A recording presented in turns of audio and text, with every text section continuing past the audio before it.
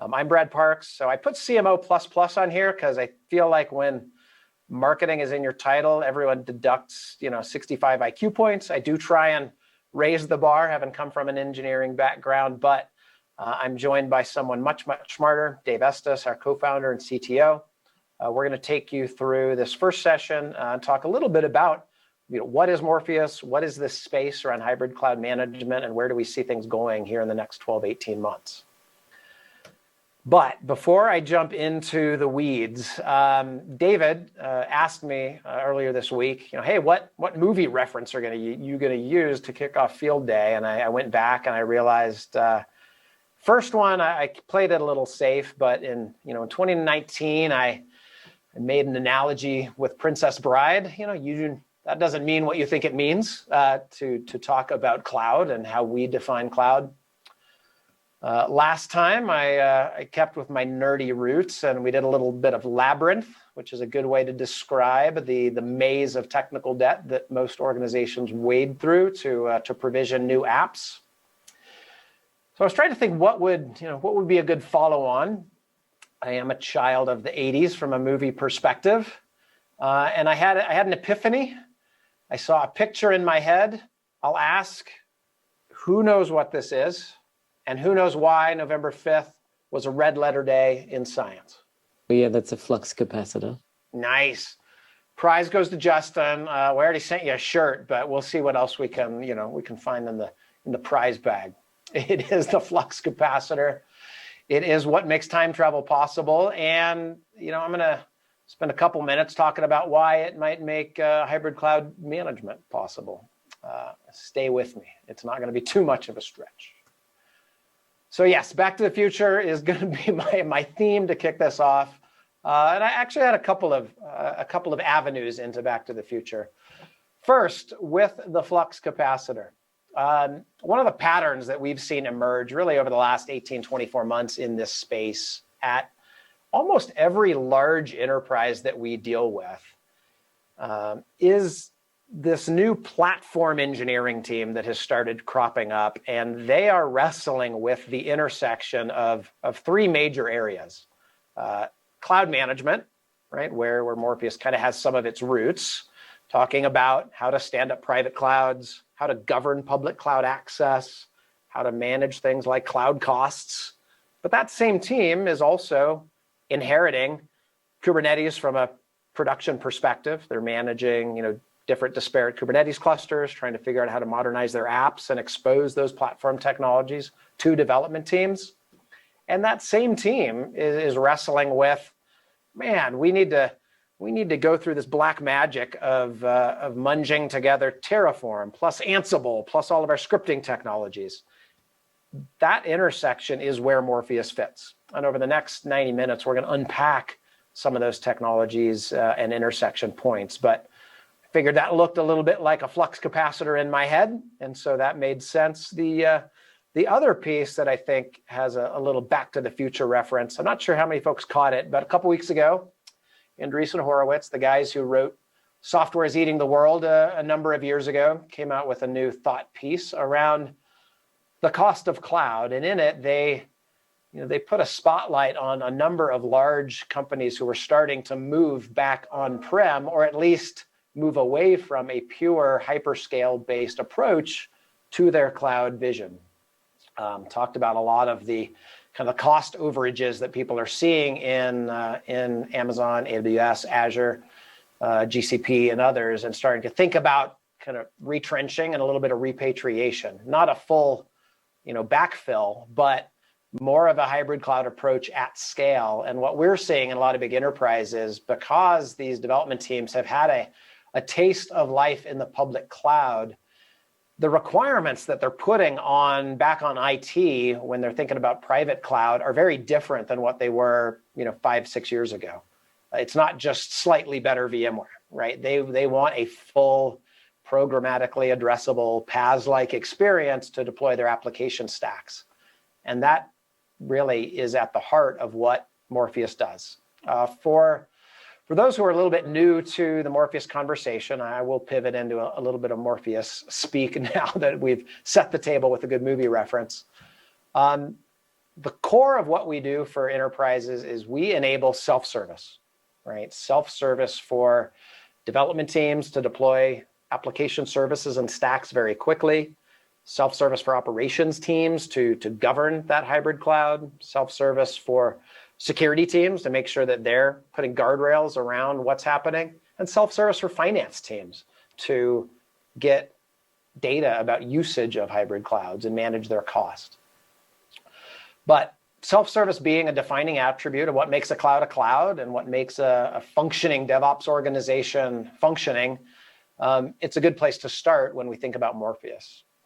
So some of the things we're going to show over the course of the day are how we are able to model out application services as well as full application stacks and deploy those into bare metal environments, VM-based environments, container namespaces, and even use that same methodology to deploy PaaS services or a mix of all of the above in complicated stacks.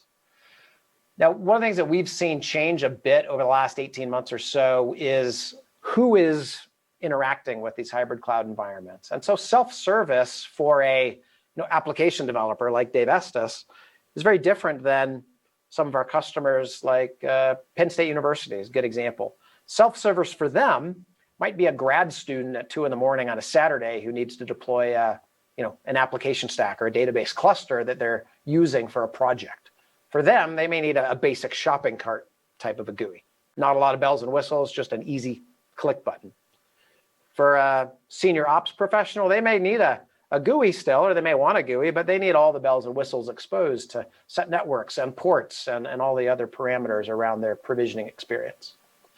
For development team, it could be API-based. They may want to interact us with a Terraform provider. Martez is going to go into a little bit of that here in a bit. But for others who are still kind of coming up the curve, self-service might be a front end like a ServiceNow, where they want ServiceNow to be the place people go to request services. All of those are possible with Morpheus, and in a lot of our enterprises, we actually see all of them being in play at the same time, depending on which part of the enterprise needs to get what they want provisioned out of a hybrid cloud. Brad, I have a question about this hybrid. Please jump in. So, and you mentioned that blog that now every vendor mentions it, and fascinating. I mean, at some point, it's just common sense. I mean, you do the cloud because flexibility and on premises for the cost, but are you providing mechanisms to replicate the services that an user has in the cloud with like AWS DRS with a MySQL instance, or are you providing migration tools to make it provision and manage resources in 2 different environments? Yeah, as far as the stack goes, we do have a lot of customers who are using us to really create that PaaS-like catalog of database services, on-demand, web services, application stacks. Migration is a whole other kind of concept. So we're not a migration tool, right? We're not breaking the laws of physics and moving terabytes of data around on demand to help people shave cloud costs. That is oftentimes a question that comes up around cloud management. But in terms of the experience of provisioning that application, managing it across its life cycle, that is the experience we want to provide, and particularly in environments where they have some on-prem VMware, they may have a Nutanix cluster in the corner doing something, they've got a group using AWS, a group using Azure. For that platform team to kind of have the expertise to jump around those different portal experiences, that's what we do want to abstract and give them a single place to go to access those services in the public cloud, and then mirror those as much as possible within their on-prem. I have a question on when you say platform. I'm thinking, for instance, Azure and AKS. I mean, do you allow for, like, instead of provisioning applications, provisioning AKS clusters or something like that, so that if you have an engineering group or a business group or that has a need for the on-demand off of this catalog, you're able to provision AKS clusters on demand for different groups, development groups as well, or something like that? Yeah, absolutely. So this platform team, I discussed, that is what they're oftentimes trying to do. They may need to, from a Kubernetes perspective, we're going to go into detail in the technical demo, but if they need to kind of build the clusters themselves, manage them kind of day two, and then consume them by exposing namespaces to development teams, yeah, we fit across all three. So when we get into our Kubernetes cluster engine and that part of the stack, we can spin up EKS, AKS, GKE. We have our own layout that you could actually use to provision onto any of our 20 supported clouds. Or if someone already has a brownfield Kubernetes cluster they may have provisioned, we can actually connect via the vanilla APIs and pull that in and wrap that under governance and policy. So yeah, that's definitely a big piece of the stack. But what we see this opportunity is not just to create another Kubernetes island for the cool kids, off doing app modernization, but rather for an operations team, let's bring that into a common control plane so that operationally you can do your kind of classic VM stack, your Kubernetes stuff, your public cloud PaaS services, all from one operational view with policy, governance, et cetera. So that is the stack. I'll kind of go through this, and that may touch on some of the areas we're going to dig into the technical demo, but may also raise some additional questions from you guys. So yeah, so just a follow-up question real quick. So the policy and policy engines, you just plug in with whatever the native policy engines are to do that, or? Awesome. You're a good straight man. You're teeing me up for every point I'm hitting on this animation. So yeah, that platform team is really the first core stakeholder, right? That's who buys Morpheus. Adam, I'll steal his line, right? We're a gift that kind of IT buys to give to their development team so that IT gets out of the way.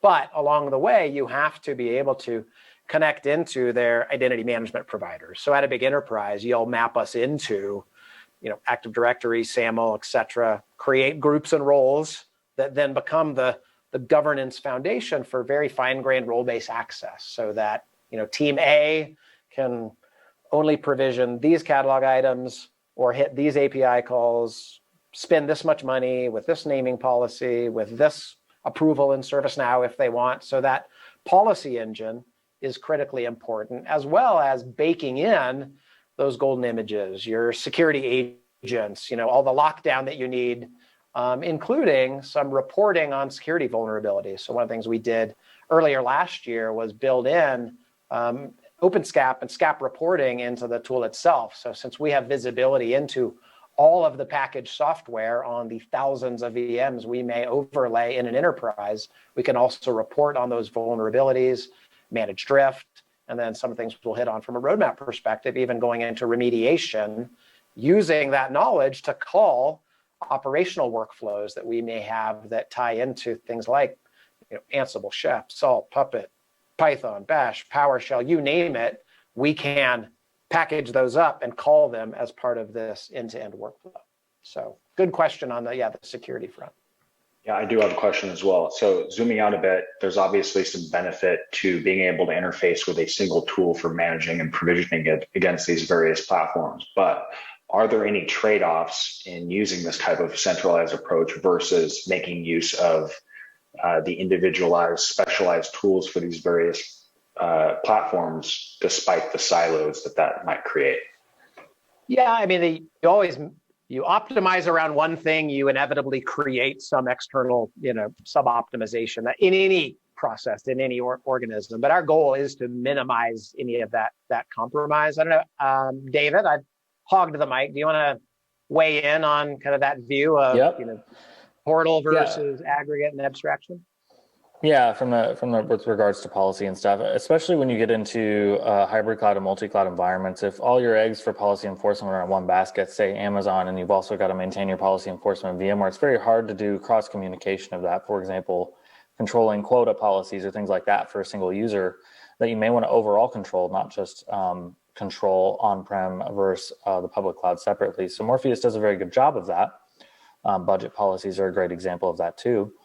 But it also doesn't remove necessarily the use of your cloud-specific policies. If you want to still leverage some of those cloud-specific things, you still can. Morpheus is an agnostic platform for that very reason. So yeah, it's just a layer on top. And probably even outside of policy, I think the question was a step back. Yeah, as a developer, I mean, you're dealing with APIs all day long. Do you see any other corollaries where we're an abstraction for management, but do we get in the way question. of access to those services or not? Yeah, so on that front, there's several answers to that question, but really what it comes down to is if you're going to be in front of all these various clouds, these various self-service provisioning platforms as a single pane of glass, you have to make sure you're not just using the least common denominator. Morpheus is very careful about that. We have an abstraction that works very well with containers, bare metal, and VM workloads, as well as native services. And it's generalized enough in that we present APIs that allow you to give you the common attributes. So if you're going between Azure and Amazon or VMware, there's some common attributes. But we also allow you to extend that to the cloud-specific things. So you're not hindered on cloud-specific functionality. And more so, we also allow cloud-native templating like CloudFormation or ARM templates or Terraform. Those are all functional features of Morpheus as well. So you have basically the sky's the limit as to what you want to do there. Perfect.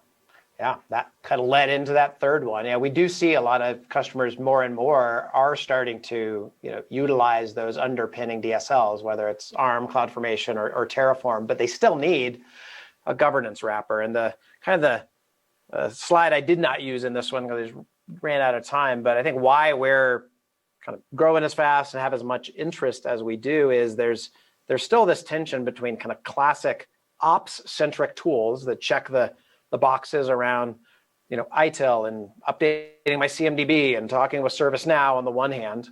Then on the other end of the spectrum, you've got people kind of rolling their own orchestration with just elbow grease and Terraform and Ansible, but that kind of leaves the some of the ops needs around quotas and policies and ITIL left wanting.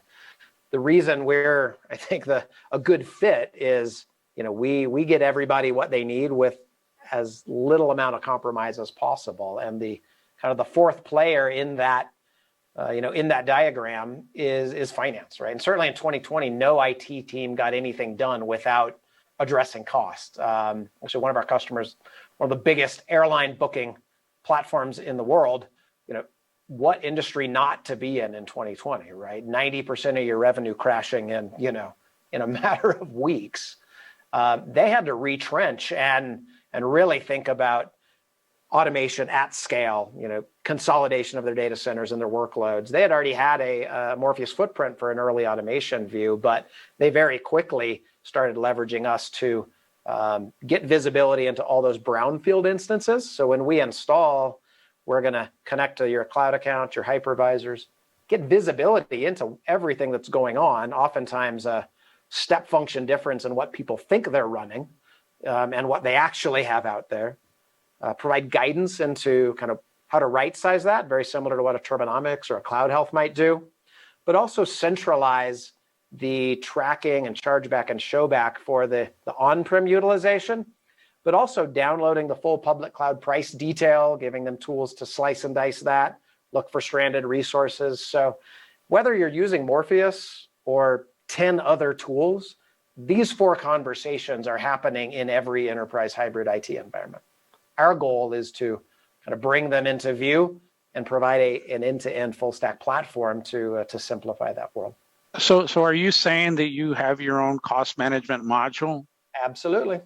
Okay, just wanted to clarify it. Thank you. Yeah, nope. And we'll I think the fourth session we have David's going to run, we'll go into detail and show about that. It's not where we started. There are a lot of tools that started as costing tools, and now they're trying to get into automation orchestration. We started as an orchestration and automation platform for developers, and it's a much easier design center, I think, to then add on some better reporting and cost management. And it seems to be where, from a customer perspective, the conversation is really starting to head into where we play.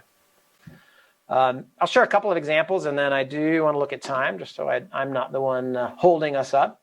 AstraZeneca's one we talk about a lot. I like them because they have been with us now for a few years and expanded their use quite a bit. But this is one where they had kind of that first generation, VM-based approach to automation. They realized that they needed a a better approach. It was still taking them 40 plus hours to get anything done between all the touch points manually.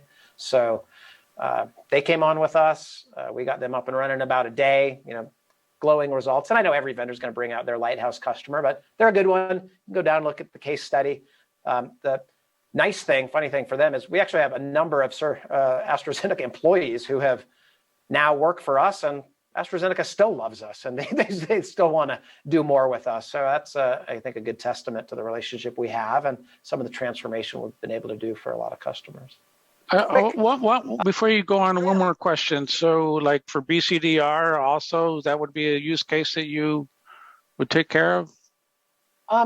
More underpinning, we're going to rely on the BCDR of the hypervisor itself. So if you've got, on your VMware, your clouds, we're not going to be the BCDR engine, but we can help orchestrate. And actually one of our big customers, that was one of their first use cases, was using our automation hooks into third-party config management and task running engines to help orchestrate some of that. But really our core use case is going to be the application provisioning and its lifecycle management, and then we'll rely on the underlying infrastructure to do the BCDR. But one of the things that a lot of people do use us for, if we think about this wheel, right? These are some of the abstractions that we have in place. We've taken this abstraction model and we've built out, close to 100 integrations into all of the third-party tools that we see out there when we come into these very messy enterprises, right? No one has a clean greenfield. So when it comes to things like data protection or replication, we can build in to a templating action and that self-service experience, making sure your app has its backup job in place, that there's a replication job in something like a Zerto. So getting that wired in, consistently every time when apps get provisioned is a big piece of where we fit. Other pieces of this stack that we'll get into the show and tell. I was just talking to one of the bigger telcos in India. They had some basic VMware-based automation, but it still took them a lot of time because they had a whole separate networking team that would manage IP addresses, register things in the DNS, set up the firewall rules, set up the VIPs in their F5. All of that, those are all things that we will connect natively into very quickly. Let those networking teams set the guardrails and the policies, but then turn it into a push button activity or a single API call for a development team.